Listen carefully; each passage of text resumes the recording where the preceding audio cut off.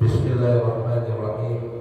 Alhamdulillahilladzi anzala 'abdihil kitaba wa lam yaj'alhu 'iwajan qayyiman liyunzira ba'san shadidan min ladunhu wa yubashshiral mu'minina alladhina ya'maluna as-salihati anna lahum ajran hasanan. Asyhadu an la ilaha illallah wahdahu la syarika lah wa asyhadu anna Muhammadan abduhu wa rasuluhu lan nabiyya ba'dah. Allahumma salli wa sallim wa barik ala sayyidina wa habibina wa syafina wa maulana Muhammadin wa ala alihi wa ashabihi wa amama.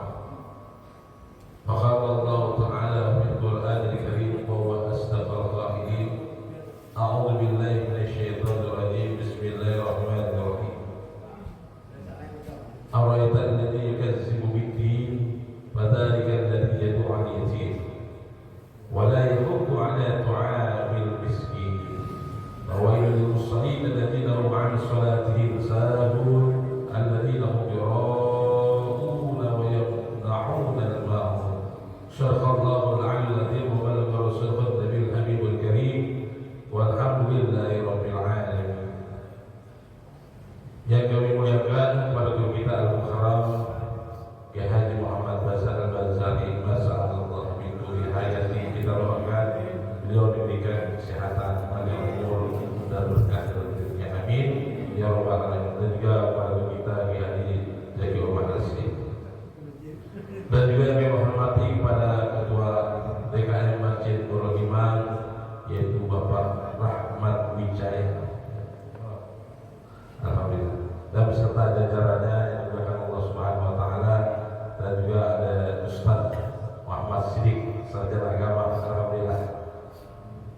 Dan juga yang kami hormati kepada ketua TMI Kecamatan Matraman yaitu Bapak Haji Hamid Syahsari, Al-Ustaz Haji Lili Sudrajat, Al-Ustaz Muhtar Imam, dan juga dosen lainnya, dan para asatidz dan asatidzah yang kami sebutkan satu persatu, namun tidak mengurangi rasa mahabbah kepada beliau. Dan juga kepada hadirin, Bapak saudara-saudara pengurus Masjid Musholah Subuh Gabungan Kecamatan Matraman yang dimuliakan Allah Subhanahu wa taala.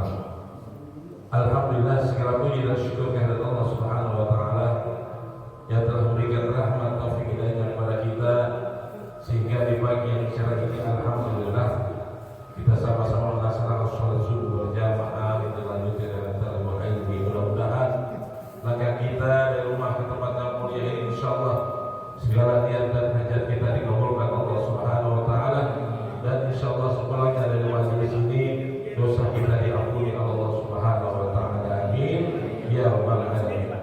Selawat dan salam juga pula kita sanjungkan pada junjungan Nabi kita Muhammad sallallahu alaihi wasallam beserta keluarga, sahabat dan berikutnya yang selalu istiqomah menjaga syariat Islam dan sunnah Rasulullah sallallahu alaihi wasallam. Mudah-mudahan insyaallah kita tergolong daripada umat Nabi kita Muhammad sallallahu alaihi wasallam. Hadirin Bapak Saudara yang dimuliakan Allah Subhanahu wa taala, tentunya mengawali pada acara kesempatan ini marilah kita bacakan kita Al-Fatihah.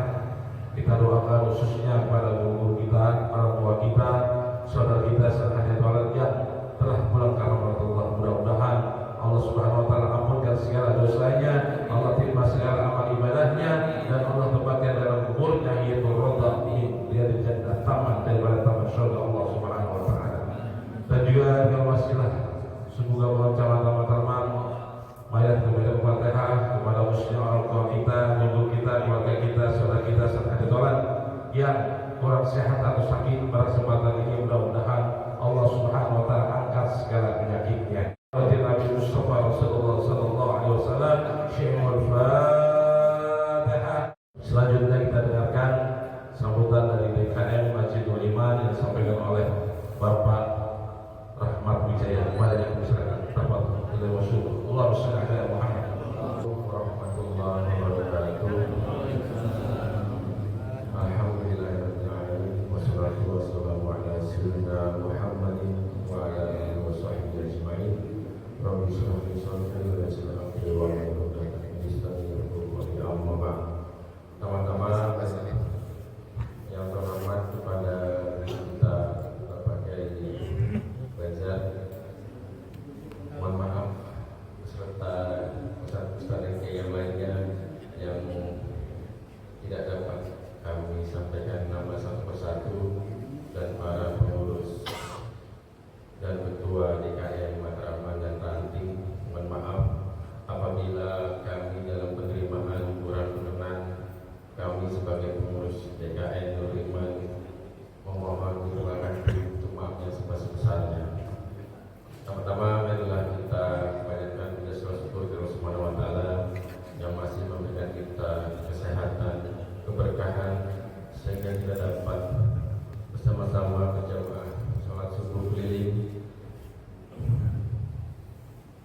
salawat dan salam marilah kita sampaikan kepada Junjungan kita Nabi besar Muhammad sallallahu alaihi wasallam.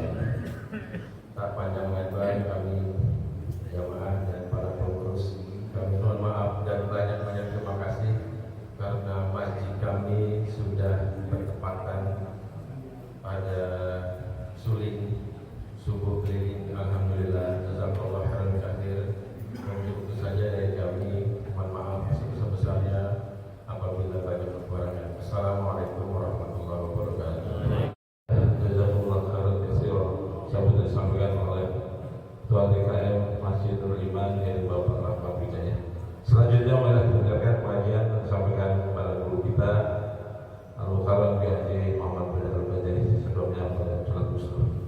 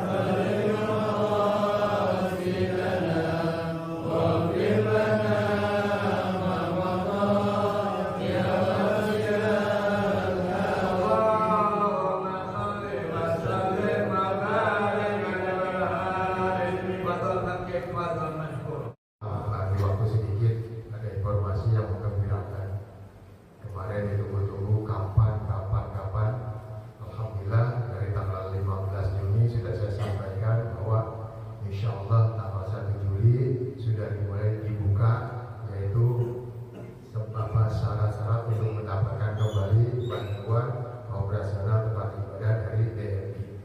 Syaratnya hanya satu, bikin laporan pertanggungjawaban yang 3 bulan kemarin dan sudah dibuka mulai tanggal 1 kemarin.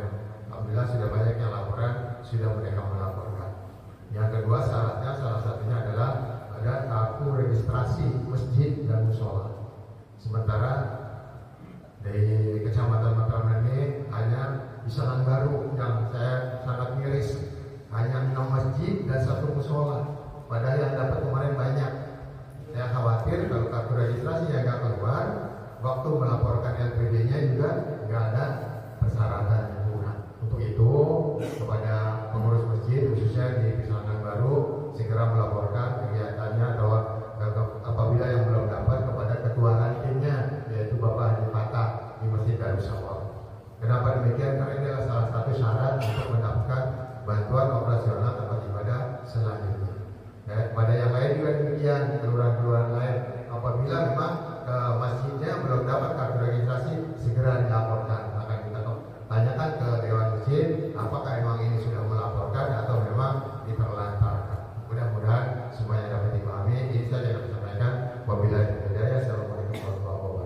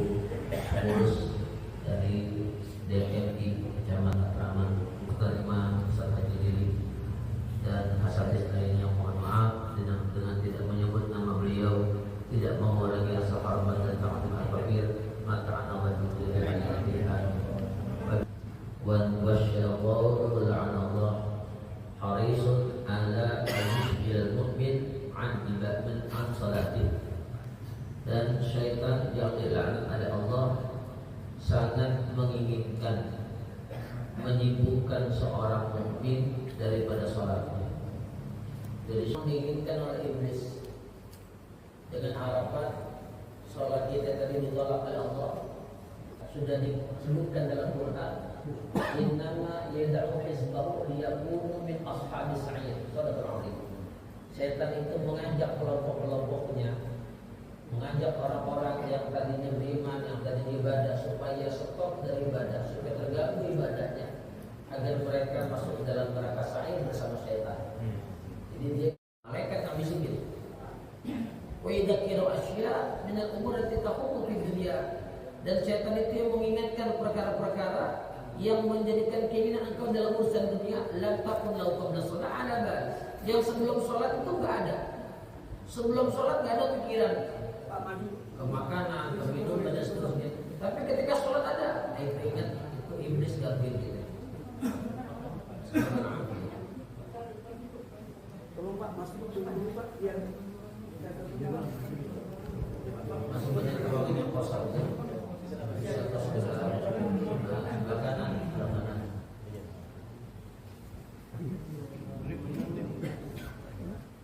Dan agak maju aja dia paham.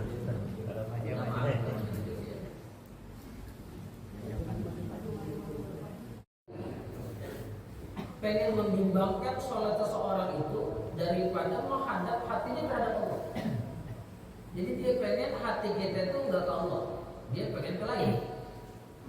Ini hebatnya tuh iblis, kagak berhenti. Padahal kita lagi sholat, masih bisa ada celah dia untuk mengganggu kita. Tuh, Masya Allah. Supaya hati kita tadi enggak ke Allah, dia pengen hati kita ke lain, ke kerjaan, ke sekolahan, ke dagangan dan seterusnya.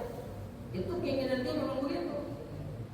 Kayak begini, kalau diibaratkan, saya ngobrol sama Ustaz Ikhwan nih. Beliau ngajak ngobrol sama saya. Ketika beliau ngajak ngobrol sama saya ngeliat suka. Ini yang dikatakan oleh beliau, ada sholat itu yang cuma surah zahirah, ada yang sholat tadi ada batiniyah. Ada sholat yang zahir doang, cuma surah doang, cuma bentuknya, cuma kemasannya, dia diri, dia ruku, dia tidak, dia sujud dan seterusnya. Tapi alhamdulillah kosong. Sama juga umurnya tua-tua tapi isinya kosong, cuma menang angka.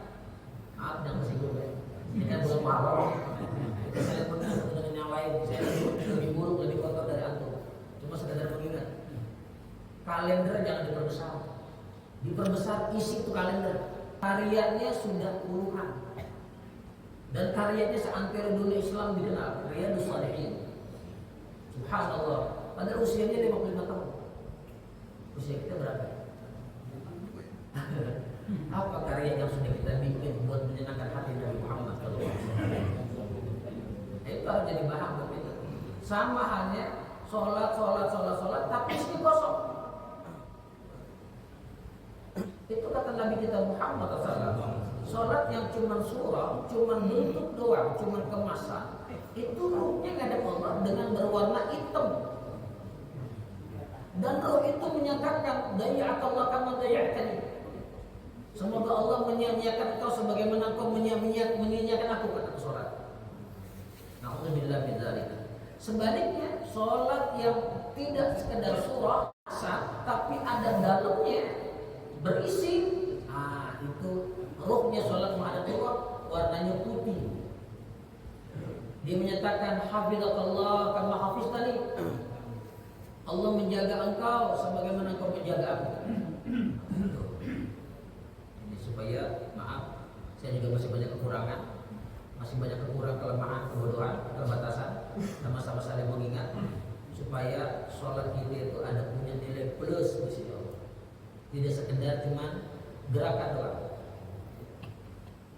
Ini kan udah puluhan tahun kita ngaji, dari zaman orang tua kita Mbah Muhtar.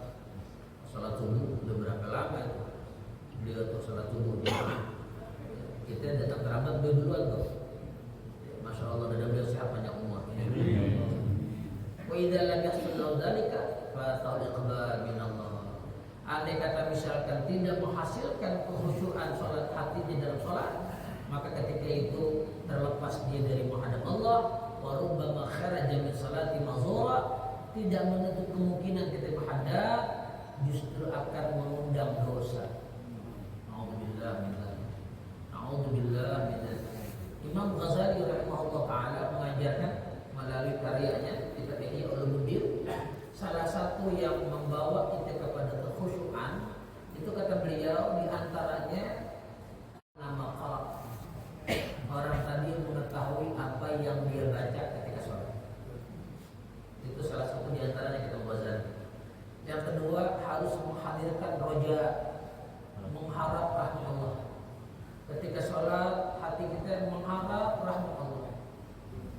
Jangan mengandalkan gerakan sholat kita, jangan mengandalkan rukun-rukun sholat kita. Walaupun syarat sah sholat harus mengetahui rukun dan sunnah, tapi harus roja dikedepankan.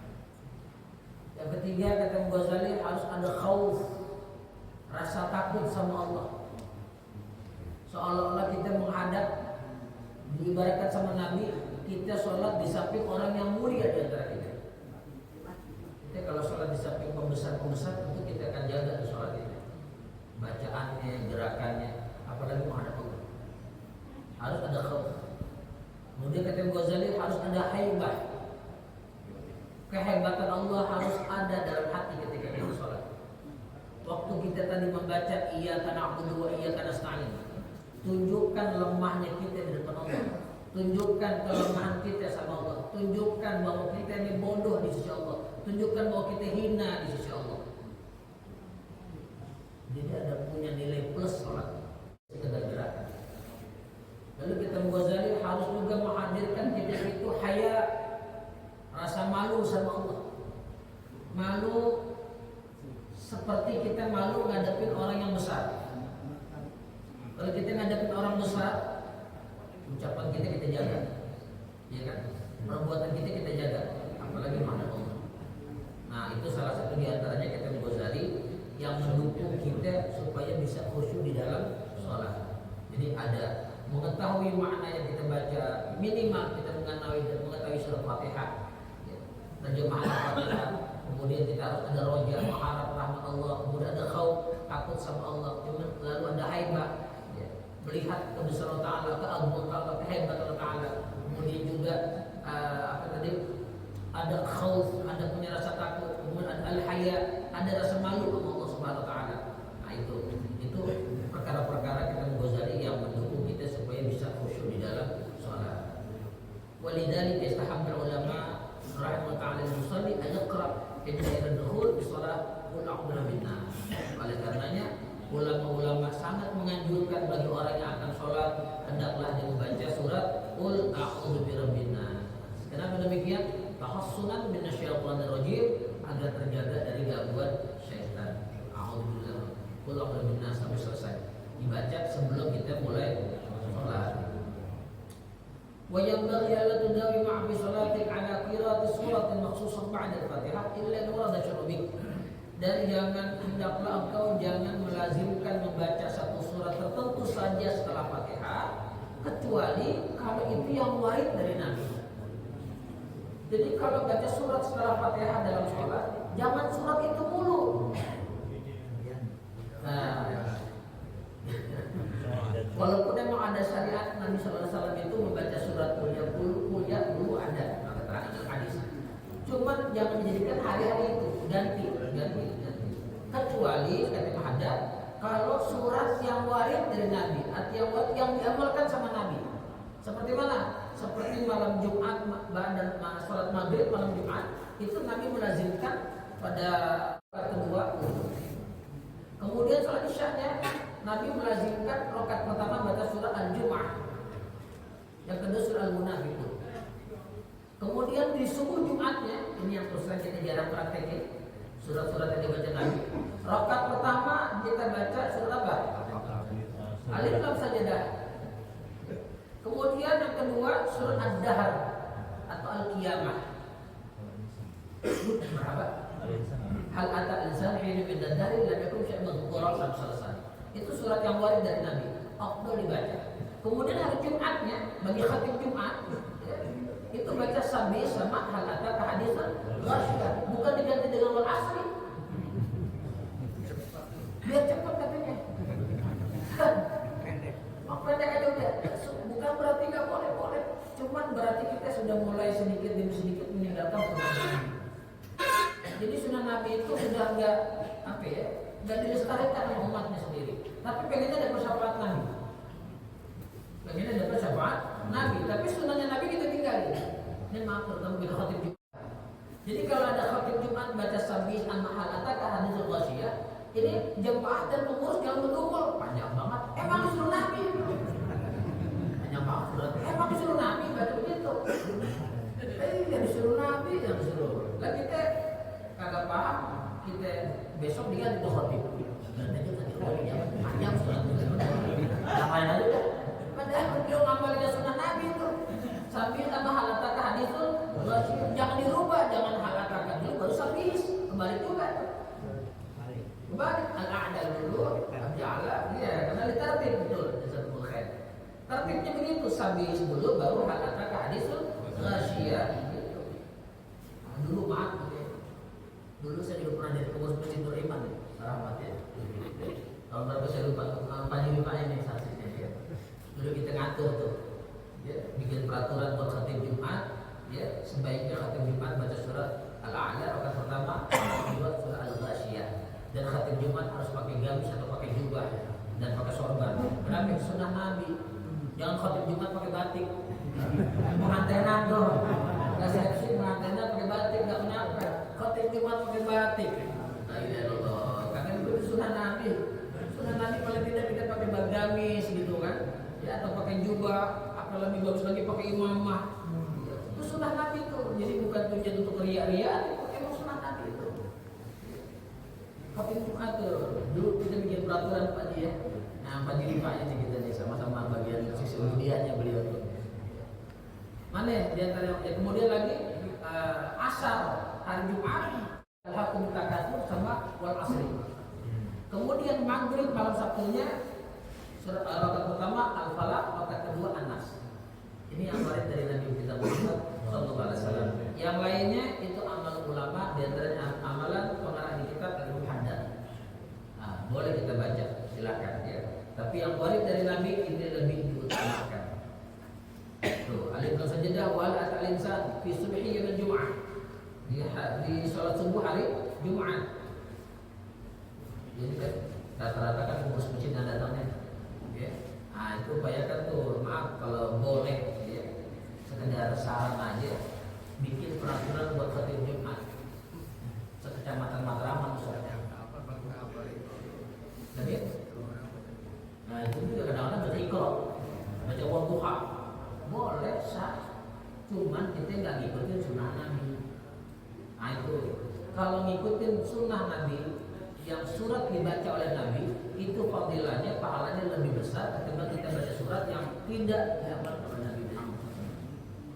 Nah itu kalau bisa ada peraturan itu bagi setiap pengurus masjid buat khatib Jumat nggak apa manusia atau mungkin dia lupa dengan Nabi baca surat. Ya saya juga suka lupa kadang-kadang tuh, ya kan? Kita baca waktu ini nggak ada wal asri kan bisa timbul, kan timbul. Lebih saya pernah terus sama aja deh. Dari waktu ini ke wal asri kan lupa. Jadi artinya boleh kita naruh Quran di depan keimaman, mihrab, misalkan Quran yang lebih besar tulisannya untuk dibaca bagi khatib. Misalkan dia kagak hafal atau khawatir lupa, boleh sambil baca Quran boleh. Megang Quran boleh kan sholat? Megang Quran boleh. Saya nggak ngerti ya, abadnya naruhnya bingung gitu. Kecuali ada mejanya buat naruh. Ya nanti pas sujud kita taruh dulu, sujud bangun lagi kita bawa lagi Quran boleh kan nanti. Tapi kebanyakan jangan besar-besar Qurannya. Boleh. Dulu saya masih kecil ikut sholat Idul Fitri, imamnya bawa Quran. Nggak Quran ya gitu ya. Nggak paham gitu dulu. Nah setelah dikit-dikit kita belajar, oh rupanya ada kebolehan dari ulama. Boleh tuh anak. Asal jangan bawa itu aja surat warisan.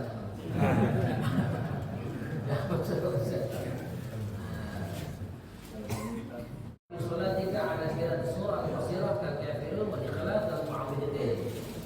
Dan hindari pada engkau melazimkan di dalam sholat engkau membaca surat-surat yang pendek seperti Al-Kafirun, Al-Ikhlas, Al-Falaq, An-Nas. Nanti jangan didawamkan, ganti dengan surat-surat yang lain. Bukan berarti baca surat yang ini salah atau tidak benar, tidak boleh silakan. Tapi alangkah baiknya ada bacaan surat-surat yang lain. Karena Quran itu kan ada 30 juz. Suratnya ada 113, ya kan?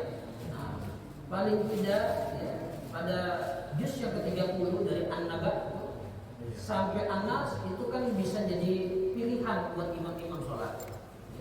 Terkecuali memang dia nggak hafal kecuali kuliah kulhu, kecuali Al-Falaq An-Nas, tahunya itu doang udah.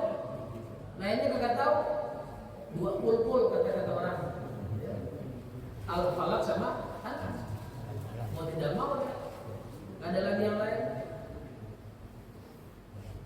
Datang, jadi belum. Wa in kunta lanjutnya nih. Kalau kepada puasa ini. Ya. Buat dalam surah wa in kunta imaman fal masir ila takhif an mandub ila imam. Kalau jadi imam, maka hendaklah diringankan bacaannya. Artinya tadi suratnya jangan panjang, kecuali surat yang memang warid dari Nabi. Seperti tadi ya, Al-A'la Al-Ghasyiyah itu warid dari Nabi. Itu boleh gak nafil. Tapi kalau misalkan bacaan surat-surat yang tidak warid dari Nabi, itu baiknya kalau jadi imam jangan panjang-panjang, kasihan makmumnya. Kenapa ya? Lihat penumpang makmum yang tadi tertentu, ada makmum yang umum. Yang kita ini kan umum. Ada tertentu kayak satu pesantren. Satu pesantren berarti makmumnya dia doang anak santri. Kan begitu. Kalau diberlakukan gak jadi masalah. Tapi kalau di umum, wah repot urusan. Repot urusan. Lah iya, sholat maghrib rakaat pertama baca surat Yasin. Rakaat keduanya baca tabarok. Ya nggak batuk pun belakang. Maka isyarat buat imam, imamnya gak paham juga. Gas terus imamnya. Besok tuh taubat tuh. Berdatang lagi ke masjid. Nah imamnya tuh gak paham, harusnya jangan panjang-panjang. Lihat kondisi makmumnya. Gak tersediwani, lihat penumpangnya, siapa penumpangnya. Saya pernah dulu kan alhamdulillah tadi sendiri masuk pesantren tapi tarawih itu setiap malam berjus. Jadi santri ngambilnya tadi takbirnya sekira imam kayaknya mau ruku nih, baru deh mau kagak lama berapa menit ruku dia tuh. Ada satu juz semalam tuh satu juz. Jadi banyak beberapa teman-teman kita yang menjagain imamnya, takut imamnya salah bacanya. Jadi sebagian mereka yang di depan kita tuh orang yang sudah habis 30 juz, yang kita di belakang yang kelas recehan deh. Kelas recehan baru sekian juz. Ini di depan rokat di sop pertama yang sudah hafal 30 juz, 15 juz untuk menjaga tadi ya? Menjaga imam suatu ketika bisa hilaf. Ya, bisa hilaf. Ada khatib Jumat di zaman dulu. Mendapat gelar daki dan ain. Daki itu artinya tepung. Bahasa Indonesia tepung. Rupanya ketika dia mau sholat Idul Fitri, istrinya bilang sama dia, kalau bahasa kita dia, Pak, ini kita belum bikin makanan gandum nih. Gandum daki bahasa Arab. Rupanya ketika dia mimpin khutbah Idul Fitri, dia kelupaan dengan khutbahnya. Yang diingat pesan istrinya gandum. Disebut dakik. Orang pada ketawa jamaah. Kenapa disebut gandum nih? Dia lupa akhirnya tuh ceplosan. Setelah itu dibilang dari dakikul Aid katanya. Gandum hari raya. Katanya disebut dakik ketika Idul Fitri. Udah nggak kejadian di tahun iman. Kejadian repot tuh. Ketupat. Jadi Idul Fitri ketupat. Jadi di zaman Nabi ada seorang sahabat namanya Sayyidina Mu'adz bin Jabal radhiyallahu anhu. Sayyidina Mu'adz ini baca suratnya panjang. Esok harinya ada seorang sahabat yang melaporkan kepada Nabi Muhammad SAW. Lalu Sayyidina Mu'adz bin Jabal radhiyallahu dipanggil oleh Nabi. Kata Nabi, "Afattaru anta ya Mu'adz? Hai Mu'adz, engkau mau bikin fitnah? Amubasyirin amunafirin. Engkau bikin orang senang sama agama Islam, atau bikin orang jauh dari Islam?" Nah, semuanya ini dijaga rendah, tidak berani membaca surat yang panjang-panjang atas kebenaran dari Nabi kita Muhammad Sallallahu Alaihi Wasallam. Mudah-mudahan ya sedikit dan manfaatnya. Baik buat al-fatihah maupun jemaah, kita baca doa Al-Qur'an dulu ya. Nah, takutnya nggak sempat membaca di rumah kita dengan kesibukan kita yang macam-macam, takutnya kita nggak membaca. Mari sama-sama. Dari ini dari akhirat, dari hari ini, dari tahun ini sampai tahun yang akan datang. Amin. Bismillahirrahmanirrahim. Bismillahirrahmanirrahim. Alhamdulillahirabbil alamin. Alhamdulillahirabbil alamin. Wassallallahu ala sayyidina Muhammadin.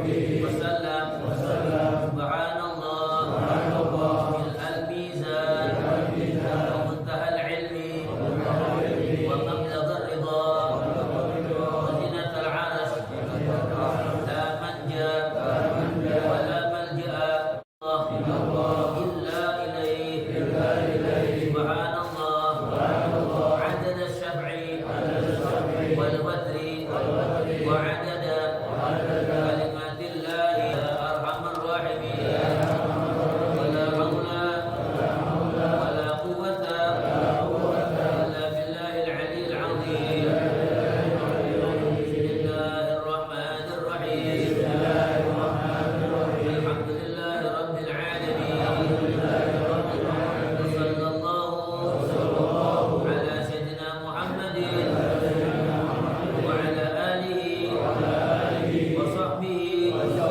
وسلم سبحان الله ملء الميزان ومنتهى العلم ومبلغ الرضا وزنة العرش لا منجأ ولا ملجأ من الله إلا إليه سبحان الله عدد الشفع والوتر وعدد كلمات الله التامات كلها أسألك السلامة برحمتك يا أرحم الراحمين ولا حول ولا قوة إلا بالله العلي العظيم وصلى الله على سيدنا محمد وعلى آله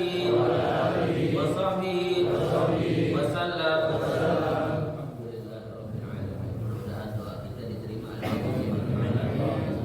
kembali, walaupun sudah kemarin telah kami sampaikan bahwasanya hari ini hari Asyura, kita dianjurkan oleh Nabi meluaskan nafkah anak istri kita.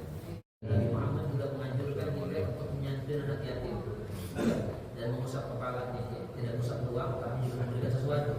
Kalau usap saja juga bisa, gitu ya. Nah, usap doang sama anak yatim, macam boleh disuruh usap betul, disuruh usap oleh Nabi, tapi alangkah baiknya juga Nabi juga menganjurkan berbuat baik kepada mereka. Artinya memberikan sesuatu yang bikin mereka senang. Sebab dijamin oleh Nabi, man ahsana ilal aitam yaum Asyura fa ka'annama ahsana aitam kullah. Siapa saja yang berbuat baik kepada anak yatim di hari Asyura, maka dia dapat pahala seperti dia menyantuni anak yatim sedunia. Oh, pahala besar banget. Mudah-mudahan ada manfaatnya. Ahlan wa sahlan. Kita bersama datang guru kita di Azhar Rumah. Assalamualaikum warahmatullahi wabarakatuh.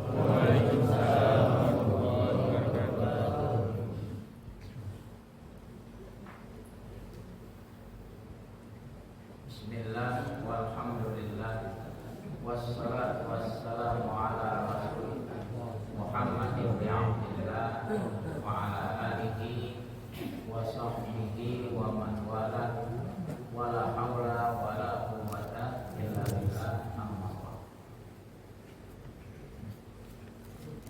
Di zaman dulu di Mesir ada seorang hakim didatangi oleh seorang miskin. Tuan hakim, saya terdesak, butuh makan, anak-anak saya masih kecil-kecil, tolong berbagilah gandum untuk aku. Sang hakim menjawab, iya, nanti siang datang lagi. Saya lagi sibuk mengurus kasus-kasus. Si orang miskin kira dijanji dia pulang. Anak-anaknya tanya, ayah, bagaimana? Oh, nanti Pak Hakim janjikan siang hari. Datang lagi siang hari. Kata si hakim, kita masih sibuk, kasus belum beres. Kapan? Nanti sore datang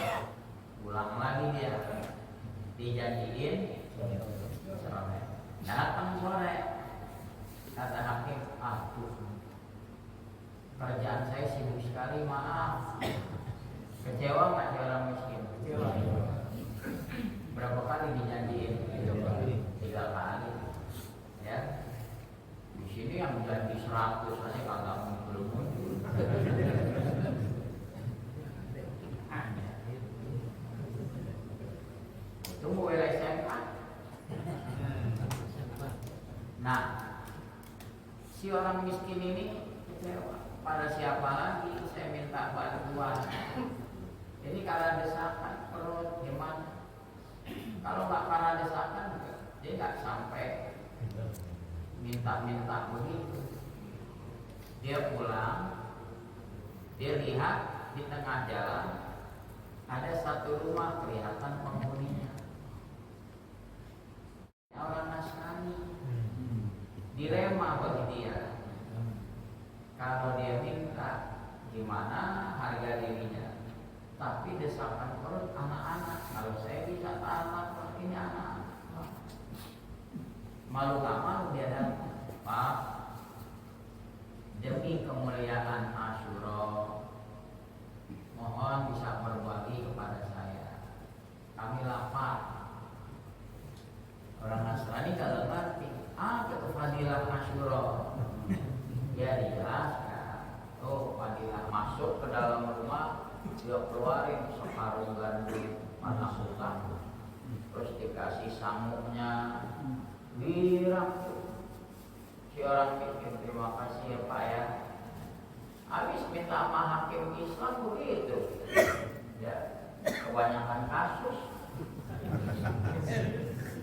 sampai berapa miliar. Enggak, ini dulu hakim di Mesir. Selanjutnya di malam hari balik ke hakim. Hakim dalam tidur bermimpi.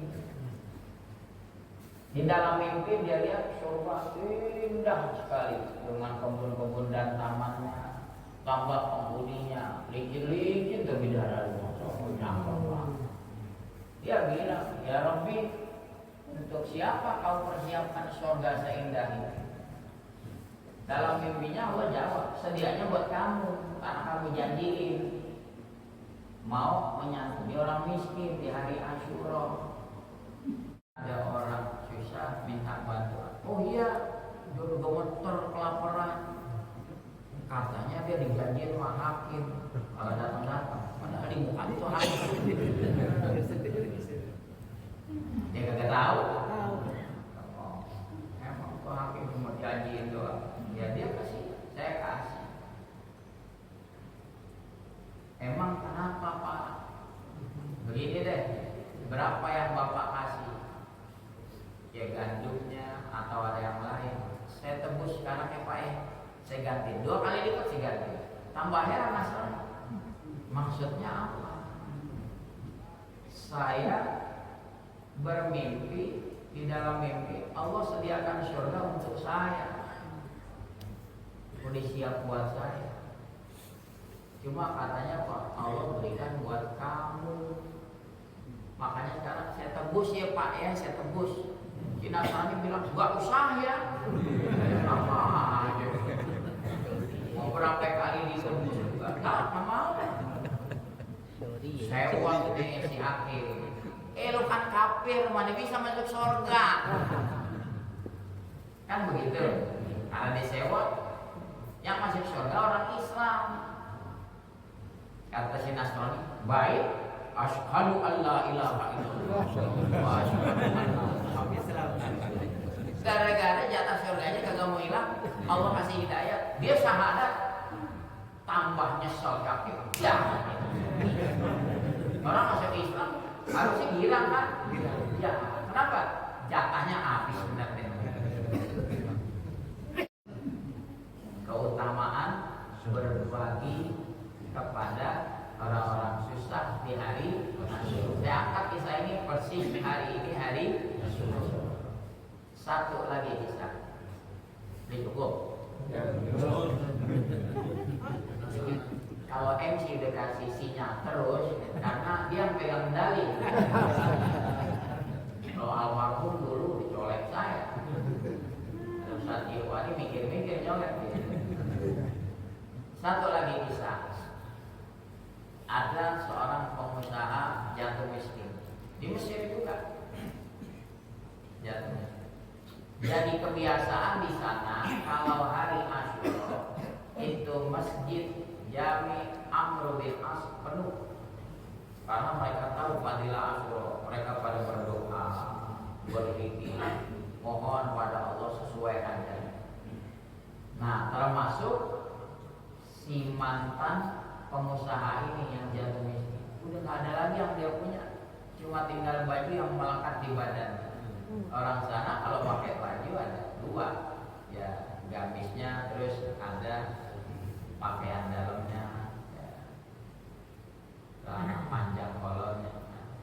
Nah, keluar dari masjid, si mantan pengusaha ini dihampiri oleh seorang wanita janda, punya anak kecil, satu digendong, satu ditusuk. Dia bilang, Tuhan Asyura, mohon berbagilah. Ini anak saya masih bayi, setiap malam tidur menggigil kedinginan. Barangkali Tuhan bisa memberikan selimut kepada kami. Dia mikir, gua udah gak punya apa-apa, tinggal baju yang melekat di badan. Tapi kalau saya nggak bantu, bagaimana di hari kiamat? Saya jawab pada Rasulullah, saya menelantarkan anak yatim. Jadi dibahas sama guru kita kan. Nah, dia bilang, ibu ikut saya pulang ke rumah. Bilang ambil gendong bayi. Sampai di depan rumah, dia bilang, ibu tunggu di depan. Ya, kalau muslim yang benar begitu. Tahu nih janda muda, suruh tunggu di depan, jangan suruh masuk. Apa tahu kalau sekarang. Ibu tunggu di depan. Apa yang dia lakukan? Dia copot gamis luarnya sampai dia korban ini. Dia julurkan tangan dari balik pintu. Ibu, ini gamis saya buat selimuti bayi ibu. Jangan sampai malam kedinginan lagi. Girang dia, alhamdulillah, terima kasih Tuhan. Semoga Allah memberkahi rezeki Tuhan. Puas deh. Gak ada yang bisa dia beri, tinggal banyak. Ini kan pelajaran buat kita. Secekap-cekapnya kita, nih hari Asyura. Itu anak yatim, apalagi pada libur sekolah. Udah sekemampuan tuh asli. Emang mampunya goceng udah kasih. Tetangga kiri kanan anak yatim 3 goceng. Jadi kalau kemampuannya mendingan gocap. Itu udah masih gocap, diajak jalan. Ada apa Om kan udah santunin, doain Om biar punya rumah, biar punya kendaraan, biar ini, biar toh anak jalan sambil beruntung ngasih goceng aja ya.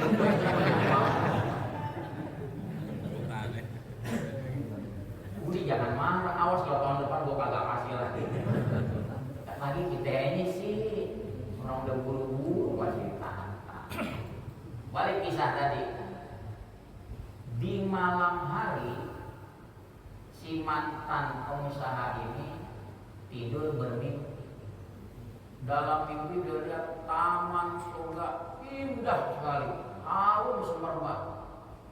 Dia lagi duduk terbengong-bengong, datang seorang wanita cantik, duduk lagi di pangkuan. Kira-kira kalau ente mimpi gitu mau sebentar apa lama? Oh, bapak-bapak jawabnya sama. Warna wangi, mesem, jauh. Man anti, siapa kamu? Ada Asyura. Saya ini Asyura. Tidakkah kau ingat kemarin anak yatim butuh selimut, kau berikan gamismu untuk menyelimuti dia. Allah sediakan aku buat kamu. Masya Allah. Ya. Bidadari nggak pakai ke salon aja udah beli. Lalu tuh bidadari duduk di pangkuan, keluarin apa? Dibelah. Ada sehelai baju sutra. Didandanin kata orang. Tambah ngiler dia. Udah duduk di pangkuan, kita didandanin, masya Allah. Kira-kira kalau ente ngimpi gitu, bini nanya, ampe ngiler-ngiler ngimpi apa? Berani nggak bilang gitu? Dicecer lagi. Ciri-cirinya gimana Pak? Tinggalnya di Pisangan Baru bukan? Banyak panjang. Orang namanya ngimpi masih dicemburuin. Ini orang lagi asik-asik mimpi begitu, tiba-tiba mendusi bangun. Ya, mimpi katanya. Tapi sungguh pun mimpi yang dia dapati, aroma harum bidadari itu masih bisa diendus di sekelilingnya. Tapi baunya masih ada, wanginya. Dibilang mimpi baunya masih ada. Dibilang bukan mimpi bidadarinya, kata tidak. Lihat sekarang. Dia bergegas untuk sholat malam. Setelah sholat dia doa, ya Allah, kalau memang mimpi itu benar, Kau sediakan bidadari Asyura untuk cabutlah umurku sekarang juga. Meninggal langsung. Jangan pas mimpi bidadarinya, berani nggak doa?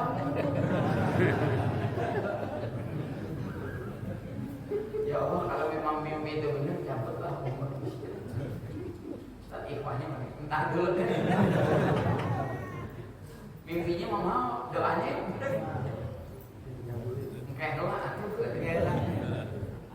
Nah, cukup dua kisah itu menerangkan keutamaan Asyura. Silakan lihat di kitab Irsyadul Ibad ila Sabilir Rasyad. Syekh Zainuddin Al-Malibari membawakan kisah tersebut. Mudah-mudahan kita bisa amalkan, berbagi kepada orang miskin, anak yatim, juga ke internal rumah tangga kita.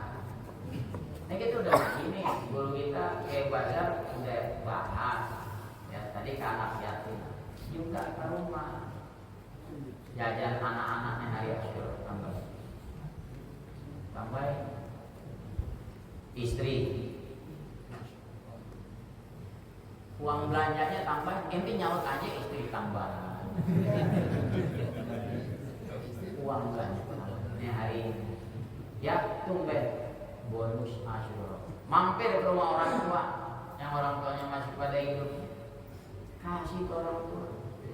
Masya Allah, nyenang. Kata Nabi, yang melapangkan rizki pada tanggungannya di hari Asyura, Allah lapangkan rizki kepadanya setahun penuh ke depan, digantiin setahun ke depan. Obyekannya, usahanya, dagangnya, urusannya, Allah kasih kelancaran. Ini hari Asyura. Coba kalau mau dikembangkan ini sekedar saran. DMI Kecamatan Matraman instruksikan DKM ini hari Asyura, tambahin uang makan merbot. Setuju nggak? Yang setuju pasti merbot.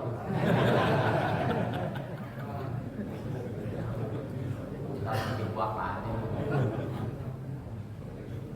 Ngegilangin dia. Kelar acara suruh gabungan, Masya Allah, mati perintah lagi, langsung divakum. Semangat lo rajin, kagak Ustaz Asyura.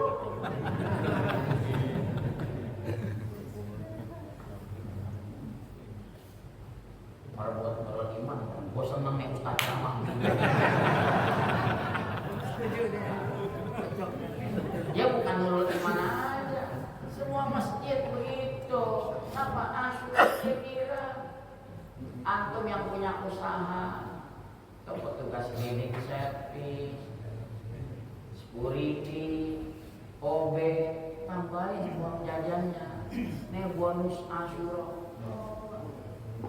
Jangan jadi ketua RT, ketua RW. Ada nggak di sini? Hansip, tambahin uang jajannya nari. Percaya aja, ntar malam kagak ada ngantuknya. Kom, maka mendelik kayak beli kagak ada ngantuknya. Asyura.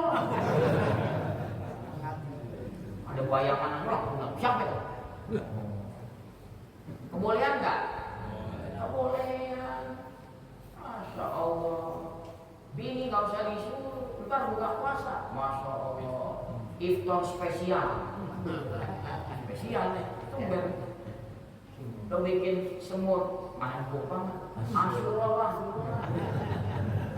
Kan abang udah kasih kita uang belanja, kita kasih juga. Malam double juga.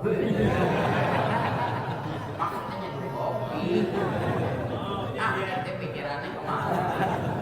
Golok aja. Ada double persepsinya lain.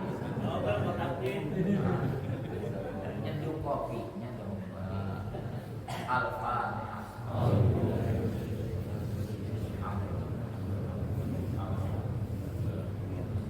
Ya, ampun.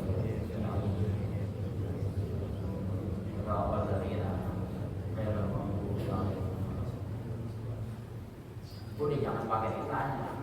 Ustaz, burung suling gimana Asyura? Udah, jangan dipikirin, jangan. Udah include gitu. Paham aja deh.